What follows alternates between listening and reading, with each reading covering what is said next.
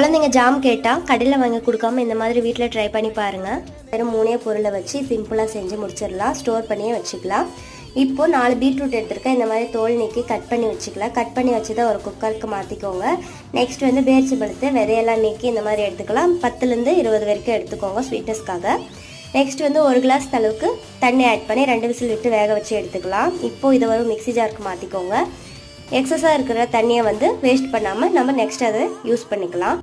இப்போ இதை ஃபைன் பேஸ்ட்டாக அரைச்சிட்டு வந்துடலாம். நெக்ஸ்ட் ஒரு பேன் எடுத்துக்கோங்க. பீட்ரூட் தண்ணி ஆட் பண்ணிக்கோங்க. வெல்லம் வந்து ஒரே ஒரு நெல்லிக்காய் சைஸ் அளவுக்கு இடித்து சேர்த்துக்கிறேன்.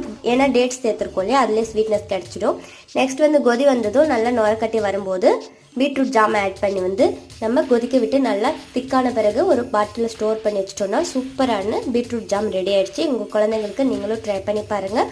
இதே மாதிரி நியூ ரெசிபிஸ் நிறைய பார்க்கணுன்னு நினச்சா நம்ம சேனலை சப்ஸ்கிரைப் பண்ணி வச்சுக்கோங்க. பெல் ஐக்கானை டேப் பண்ணிக்கோங்க. பாய்.